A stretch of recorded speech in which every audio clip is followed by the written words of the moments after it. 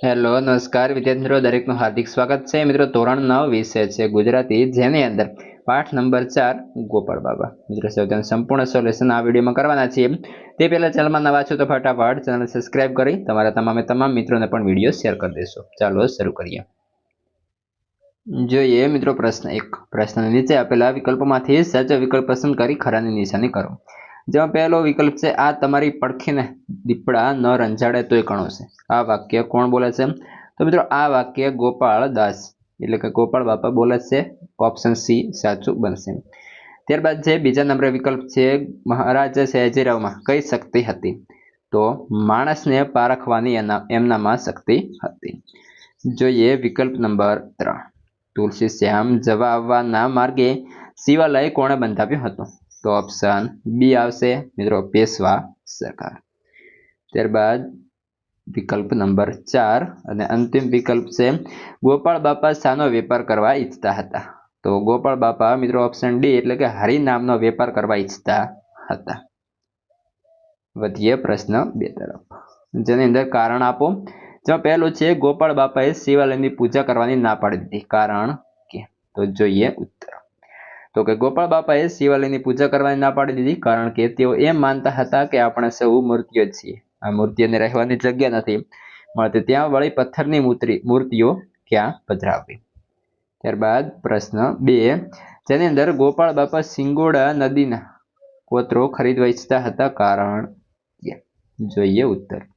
તો કે ગોપાળ બાપા સિંગોડા નદીના કોતરની જમીન ખરીદવા ઈચ્છતા હતા, કારણ કે એ કોતરનું તળ સાચું છે, એની અંદરના ગાળામાં પાણીના ધરા ભરેલા હોય છે, ગમે ત્યાં 8 હાથ સુધી ખોદતા જ પાણી નીકળે છે।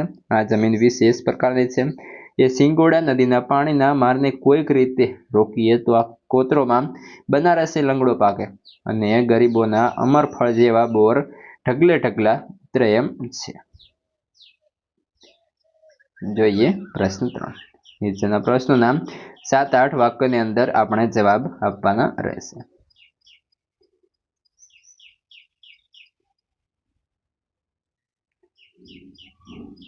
તેની અંદર પહેલો પ્રશ્ન છે, ગોપાળ બાપા પાઠને આધારે સયાજીરાવ ગાયકવાડ વિશે 7-8 વાક્યો લખો।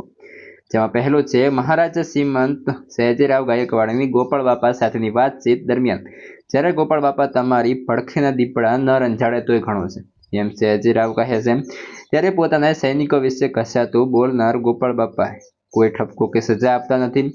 સયાજીરાવને માણસને પારખવાની શક્તિ ગજબ હતી।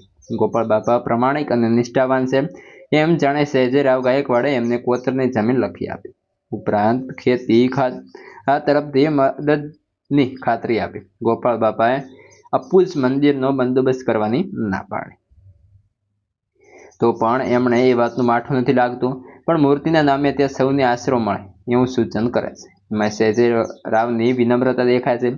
વળી સયાજીરાવને ગોપાળ બાપાના ગુરુ માંડણ ભગત વિશે જાણવાનું કુતૂહલ જાગે છે।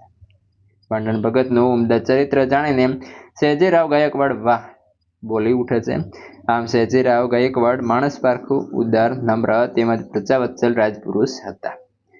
જોઈએ પ્રશ્ન 2, ગોપાળ બાપાનું પાત્રાલેખન કરો।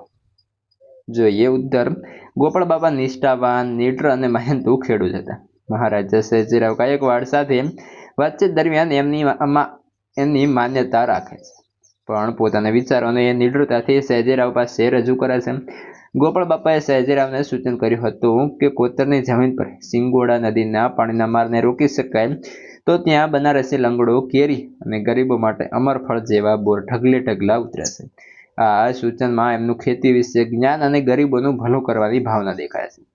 તમારી પડખેના દીપડા ન રંજાડે તોય ઘણો છે એમ નીડરતાથી સયાજીરાવને તે કહી પણ શકે છે। કોતરના છેડે આવેલા એક જીર્ણ શિવાલયમાં પૂજાનો બંદોબસ્ત કરવા સંબંધી સયાજીરાવના સૂચનનો પણ તેઓ નમ્રતાથી અસ્વીકાર કરે છે। તો સયાજીરાવના સૂચનને સહર્ષ વધાવી ત્યાં ધર્મશાળા બાંધવાનું વચન પણ આપે છે। ગોપાળ બાપા મૈત્રી ધર્મ પણ સારી રીતે નિભાવી જાણે છે।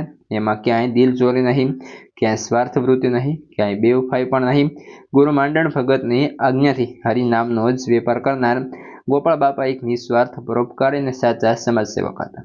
સાચું જીવતા ગોપાળ બાપા આપણી સંત પરંપરાના વારસદાર જેવા લાગે છે। મિત્રો આ હતું સંપૂર્ણ સોલ્યુશન. હવે આગળના પાઠનું સોલ્યુશન તમને આપણે ચેનલ પરથી અથવા તો વિડીયોના ડિસ્ક્રિપ્શનમાંથી પણ મળી જશે અને અન્ય વિષયના પણ સાથે સોલ્યુશન ઉપલબ્ધ છે.